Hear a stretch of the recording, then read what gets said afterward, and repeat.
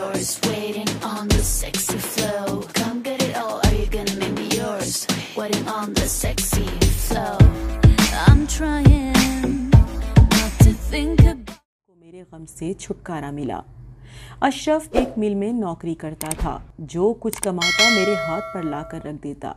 मैं जहेज लाई और ना उसके पास कुछ था। खर्चा करने में 2-4 रुपए इधर उधर हो जाते तो भिन्ना जाता। छोटे दिल का था। उसकी इसी खसलत से मैं खाइफ रहती थी। मैं फजूल खर्ची ना थी, मगर ज़िंदगी की अदना ज़रूरतें नागज़ीर थीं। तनख्वाह 15 दिन में पूरी ख़त्म हो जाती थी। अशरफ का भाई और भाभी साथ रहते थे। उनके और हमारे बच्चे आपस में लड़ते तो झगड़ा खड़ा हो जाता। मैं दरगुजर करती, मगर भाभी दिल छोटा कर लेती। तभी मुझको ज़ख्म पहुंचाने के बहाने ढूंढती। उस रोज़ भी सुबह मेरे बच्चों से उनके बच्चों की लड़ाई हो चुकी थी। भाभी के 2 बच्चे थे, 2 ही मेरे थे। हम उम्र थे, कभी खेलते कभी लड़ते। छोटों की लड़ाई में बड़ों को होशमंदी से काम लेना चाहिए, मगर उन्होंने दुश्मनी पाल ली। इत्तेफाक उस शाम को अम्मा ने एक लड़के के हाथ मेरे अपने घर से मिठाई भिजवाई कि शब बारात का मौका था। जो मिठाई लाया था उसका नाम अजीज़ था। ये एक यतीम लड़का था जिसकी अब्बा ने कभी देखभाल की थी जब वो कमसिन हुआ करता था। अब कहीं मुलाजिम हो गया था, मगर कभी कभी अब्बा से मिलने आ जाता था। मुझसे ये कसूर हुआ कि मैंने उसे बैठक में ला बिठाया, चाय पानी से तवाज़ा कर दी। सोचा दूर से आया है, चाय पानी का ना पूछना।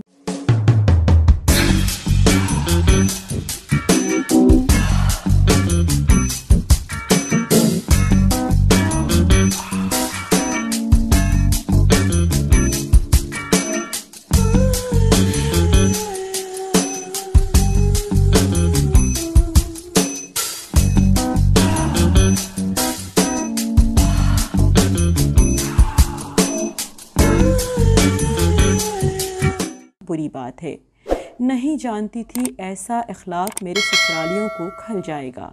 थोड़ी देर वो बैठा। मैंने इस दौरान मैके की खैरियत दरियाफ्त की। जब वो चला गया, देवरानी ने शोर मचा दिया कि कौन था जिसके साथ बैठक में तन्हाई में घुल मिलकर बातें कर रही थीं। आ जाने दे अपने खसम को, देख तू कैसी खबर कराती हूँ। अशरफ और उनका भाई साथ काम करते थे, साथ घर लौटते थे। जो ही उन्होंने घर में कदम रखा, जाहिदा ने मेरे बारे में ऐसी शिकायत जड़ी कि उनका पारा 7वें आसमान पर पहुंच गया। हाथ छोड़ बैठे और दोनों ने धुनक कर रख दिया। कहते थे वो जब सगा भाई ना था, मामू चचा भी ना था, फिर क्यों घर के अंदर बुलाया और साथ बैठकर चाय नोश फरमाई। बता कौन था वो तेरा। हफ्ता भर ये झगड़ा चलता रहा। इस दौरान मेरा खाविन ड्यूटी पर भी ना गया।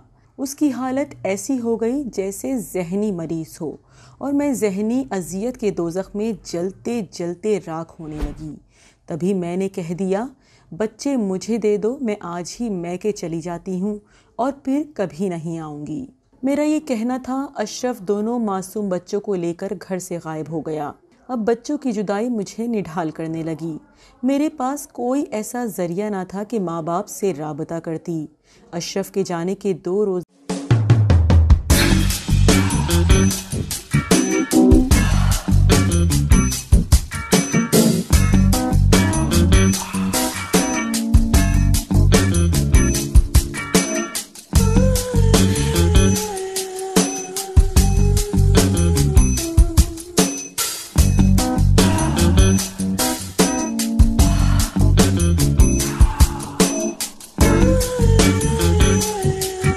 बाद देवर देवरानी भी घर से चले गए।